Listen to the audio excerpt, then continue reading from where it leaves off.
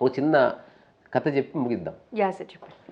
అంటే ప్రపంచము లైఫ్ని ఎట్లా చూస్తుంది, ఇది నేను రాసిన జ్ఞానోదయ కథలో ఒక కథ. ఓకే, అందులో ఇదొక కథ.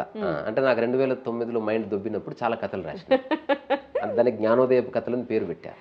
వండర్ఫుల్ అండి, చాలా విషయాలు తెలుసుకున్నాను నేను. చాలా బాగా అనిపించింది ఇవాళ మీతో మాట్లాడటం. సో చివరిగా ఒక చిన్న ర్యాపిడ్ ఫైర్ ఆడి. తప్పకుండా తప్పకుండా. అదృష్టం ఉంది అనుకుంటే ఉందనుకుంటా, అంటే కాస్మిక్ కోఇన్సిడెన్స్ అంతే. అమ్మ ద ఓన్లీ రియాలిటీ. ప్రేమ నేనే. గురువు మనిషి కాదు. పెళ్ళి అవసరం లేదు. పేరు ప్రఖ్యాతలు అవసరం లేదు. ప్రకృతి నీవే. సోషల్ మీడియా ఒక ఆట. అభిమానం ఒక అందమైన అబద్ధం. రాజకీయం అనవసరమైన అవసరం. అనవసరమైన అవసరం. సినిమా ఇష్టం. పుస్తకం బయట ఉన్న మనస్సు. వ్యాపారం అవసరం. సమయం లేదు ఉంది. మరణం లేదు ఉంది. కర్మ ఉంది లేదు. కర్మ ఉంది లేదు. అనుకుంటే ఉంది, లేకపోతే లేదు. వర్తమానంలో ఉంటే కర్మ లేదు. ఇప్పుడు నాకు జీవితంలో లక్ష్యాలు ఉంటే ఈ ఇంటర్వ్యూ నా లక్ష్యాలకు ఒక భాగం అవుతుంది. లక్ష్యమే లేకపోతే ఇంటర్వ్యూ మామూలు కాన్వర్జేషన్. మా అమ్మతో ఎట్లా జోలి పెడుతున్నానో అట్లే నీతో జోలి పెడుతున్నా, అంతే. తద్వారా ఇది కర్మ కాదు. RGV beautiful mind. Beautiful mind. Mind. ఎందుకంటే అతని మైండే నాకు పరిచయం. అతనితో మేబీ ఒక 1 మంత్ ఉంటే ఇంకో స్టేట్మెంట్ ఇవ్వచ్చు. ప్రస్తుతానికి అతని మనస్సు నాకు ఇష్టం. రమణ మహర్షి నా హృదయం. ఇష్టమైన పుస్తకం చాలా ఉన్నాయి. బ్రదర్స్ కర్మజోవ్, ఆ తర్వాత నావెల్స్లో ఫౌంటైన్ హెడ్, ఉపనిషత్తుల్లో మాండుక్య ఉపనిషత్తు, తెలంగాణ పుస్తకాల్లో మైదానం, శ్రీశ్రీ పుస్తకాల్లో అనంతం, తర్వాత జెన్ పుస్తకాలు చాలా ఉన్నాయి. చాలా చాలా చాలా. అట్లాగే ఓషో నుంచి బయటకు వచ్చిన పుస్తకాల్లో ద కప్ ఆఫ్ టీ, ఆ తర్వాత అవేర్నెస్, క్రియేటివిటీ, ఇవి నాకు చాలా ఇష్టం. తర్వాత జరాదుస్త్ర, తర్వాత కృష్ణమూర్తి పుస్తకాల్లో the first and last freedom, తర్వాత తెలుగులో ట్రాన్స్లేట్ అయిన ఈ విషయం ఆలోచించండి నాకు చాలా ఇష్టం. ఆ తర్వాత తిలక్ రాసినటువంటి అమృతం కృష్ణ రాత్రి చాలా ఇష్టం. ఇప్పటికొచ్చి మొత్తం ఎన్ని పుస్తకాలు చదివి? లెక్కలేదు. అసలు నేను చాలా ఎంజాయ్ చేస్తాను. అప్రాక్సిమేట్గా థౌజండ్స్ చదివి. అంటే చదవడం అనేది మళ్ళీ ఒక పెద్ద చదవడం అంటే అక్షరం పట్టి చూడడం కాదు. మెతుకు పడితే తెలిసిపోతుంది అన్నమైందని. చాలా పుస్తకాలు బక్వాసే ఉంటాయి. ఎక్కువ పుస్తకాలు లేవు. చాలా పుస్తకాల్లో సమాచారం ఉంది, అభూత కల్పనలు ఉన్నాయి. So books are not really books, they are information being dumped. That is not the book. పుస్తకం అంటే ఏంటో తెలుసా? అంటే ఇది అందరూ, ఇప్పుడు నా దగ్గర ఇన్ని పుస్తకాలు ఉన్నాయి. పుస్తకాలు చదవని వాడికి ఒక్కొక్క పుస్తకం వేరే వేరే కనిపిస్తుంది. పుస్తకం తెలిసిన వాడికి, నిరంతర అధ్యయనం చేసేవాడికి పుస్తకంలో షాడోస్ కనిపిస్తాయి. ఎగ్జాంపుల్, సాయిబాబాని నమ్మేవాడు పుస్తకం రాస్తే సాయిబాబా షాడో పడుతుంది అందులో. హిందూ ధర్మం షాడో పడుతుంది, ఎంతో అంత. సేవ షాడో పడుతుంది. అట్లా షాడోస్ ఉన్న పుస్తకాలు ఉంటాయి. ఇప్పుడు ఎవరన్నా గురువు ఆశ్రమం నుంచి బయటకు వచ్చిన వాడు రాస్తే గురువు యొక్క షాడో ఉంటుంది. ఆ గురువు చెప్పిన సెట్ ఆఫ్ రూల్స్ సంబంధించి షాడోస్ ఉంటాయి. అందులో వాడు ఫిట్ అయి రాస్తుంటాడు అనమాట. అత్యంత అరుదుగా ఏ షాడో లేని, అంటే సాంప్రదాయం షాడో ఉండదు, గురువు షాడో ఉండదు, ఎరా షాడో ఉండదు, ప్యూర్ కాంటెంపరీనెస్ ఉంటుంది, తన ఒరిజినల్ మైండ్ రిఫ్లెక్ట్ అవుతుంది. అది అత్యంత అరుదుగా వస్తాయి. Very very rare. అట్లాంటి పుస్తకాలు నేను చెప్పినవి కొన్ని. For example Krishnamurti the first and last freedom, it has no shadow of the past. అది మానవ జాతి మీద అవతరించిన అవతారం. అది చూడడానికి అట్లా కనిపిస్తుంది. మత గ్రంథాలేమో కొన్ని వేల ఏళ్ళ నుంచి ఉన్నందుకు వాటికంటూ ఒక శాంక్టిటీ ఉంటుంది. మనం దాన్ని డిస్టర్బ్, మా భగవద్గీత మంచిదే చెడ్డదని చర్చలో పడకూడదు. నచ్చితే చదువుకో, లేకపోతే ఇంట్లో పెట్టుకో, పుణ్యం వస్తుంది. ప్రామాణికం అంటేనే అది ఎలా అర్థం కావాలో అలాగే అర్థం కావాలి, నీకు నచ్చినట్టు అర్థం చేసుకునేది కాదు.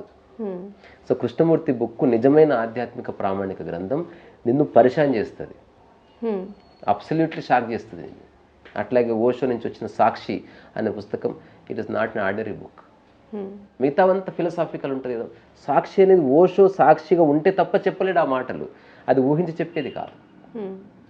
అట్లా అత్యంత అరుదుగా. ఎగ్జాంపుల్, అయాన్ ర్యాండ్ రాసినటువంటి Anthem, Fountainhead and Atlas Shrugged ఉన్నప్పటికీ యాంథమ్ నాకు చాలా కనెక్ట్ అయింది. బికాజ్ అందులో ఒక ఒరిజినల్ థాట్ ఉంది. మన భారతీయ ఆధ్యాత్మిక వాంగ్మయానికి సంబంధించినటువంటి ఒక మూల వస్తువు అందులో పెట్టింది. ఆమె కూడా తెలియదు, అది ఆశ్చర్యం. సో ఇట్లాంటి యాంథమ్ అనే బుక్ ఉంది. లేకపోతే తెలంగాణ రాసిన కొన్ని కథలు ఉంటాయి పాపం అనే పేరుతోటి. అసలు నేను థ్రిల్ అయిపోయినా. అసలు తెలంగాణ ఉంటే వెళ్ళి కలిసి నేను ఇంత భోజనం వండి పెట్టి ఒక్క మాట I don't want to speak to these people. Ramana Maharshi ఉంటే ఒక్క మాట మాట్లాడేవాడిని కాదు. అవకాశం ఇస్తే ఇంత భోజనం పెడుతుంటే వండి పెట్టి, లేదా దూరంగా ఉంటే నువ్వు బొమ్మ వేసి అడబెడుతుంటే నచ్చిందా అడిగేవాడిని కాదు. అడిగిదావా నువ్వు యు ఆర్ డూమ్డ్. వాళ్ళకి చూసే కళ్ళు ఉన్నాయి, చూస్తారు. Who the hell are you to ask them. చూడని అక్కర్లేదు, అక్కడ నువ్వు అడుక్కోక్కర్లే. They are aware of their surroundings. మరి మీకు ఎంతో నచ్చిన చలంగారి చివరి కాలంలో గడిపింది అరుణాచలం. నన్ను కలిసి ఉంటే బాగుండేది. ఆయన అరుణాచలంలో ఆయన జీవ సమాధి ఉంది, అలాగే మన రమణుల వారిది కూడా ఉంది కదా, ఎప్పుడైనా వెళ్ళారా? వెళ్ళాను. వెళ్ళొచ్చారా? ఓకే. రమణ మహర్షి ఆశ్రమంలో ఒక 2-3 నిమిషాలు ఉండి నేను ఆయన స్టాచ్యూ చూడడానికి పోయినా బేసికలీ. ఓకే. అక్కడ జనాలు వాళ్ళ సోకాళ్ళు గంభీరమైన ముద్రలు అవన్నీ మనకు సంబంధం లేదు వాటితో. ఇక్కడ అర్థం చేసుకోవాల్సింది, ఏ గురువు దేన్ని పట్టుకుని ఉన్నాడో అందరు దానికోసం వెళ్తారు. ఎగ్జాంపుల్, ఇప్పుడు ఓషో అనగానే అక్కడ గీలెన్స్ ఉండదు, డిస్కషన్స్ ఉంటాయి, ఒక రాడికల్ నేచర్ ఉంటుంది. అట్లాంటి మైండ్స్ ఉన్న వాళ్ళకి ఓషో నచ్చుతాడు. సాంప్రదాయము పసుపు గిసుపు నచ్చితే జీఆర్ స్వామి నచ్చుతాడు. శివుడు గివుడు ఇట్లా అంటే నీకు సద్గురు నచ్చుతాడు. నిశ్శబ్దంగా ఉండాలంటే రమణ మహర్షి నచ్చుతాడు. డ్యాన్స్కి ఏం చేస్తావో ఇస్కాన్ నచ్చుతుంది. సో అల్టిమేట్గా నీకు నచ్చిన దానికోసం వెతుకులాడుతున్నావు, వాళ్ళ క్వాలిటీ కోసం కాదు.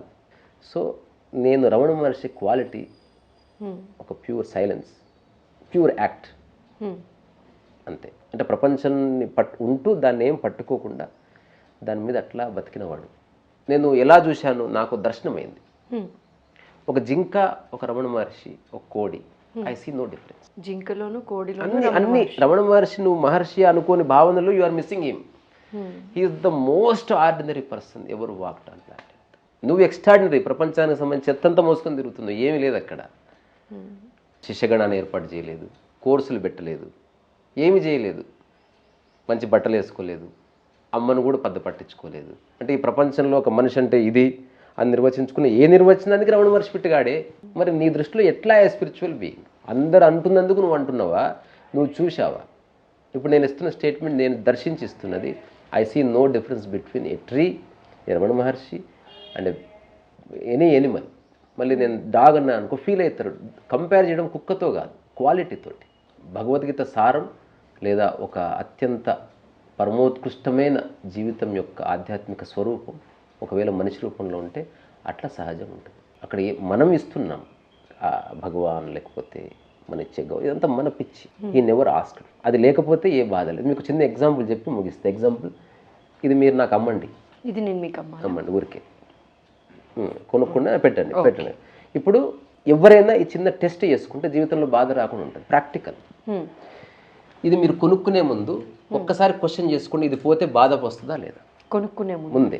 ఇది కనుక నీ లైఫ్ నుంచి వెళ్ళిపోతే, పగిలిపోయినా, వెళ్ళిపోయినా, ఎరిగిపోయినా, ఎత్తుకుపోయినా, డజంట్ మ్యాటర్, మీ లైఫ్లో బాధ ఉంటుంది అనుకుంటే కొనకండి. ఓకే. దానివల్ల రేపు మనం కొని తీసుకెళ్ళినప్పుడు అది ఫస్ట్ దాన్ని కొనక ముందే చూడండి, ఇది నీ లైఫ్లో ఎవరో ఎత్తుకుపోయారు, బాధపడతావా? ఇరిగిపోయింది, బాధపడతావా? ఖరాబ్ అయింది, బాధపడతావా?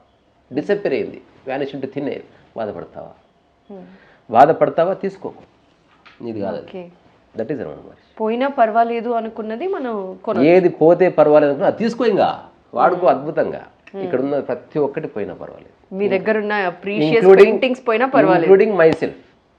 ఏమి కాదు, నేనున్నా ఏమి కాదు, పీకినా ఏమి కాదు. పెద్ద పెద్ద సెలబ్రిటీలు చనిపోతేనే ½ కూడా టైం వేయలేదు సమాజం. చివరిగా ఒక మంచి పాట ప్లే చేస్తూ మీకు ఇష్టమైన పాటని మా వాళ్ళ కోసం డెడికేట్ చేస్తారు.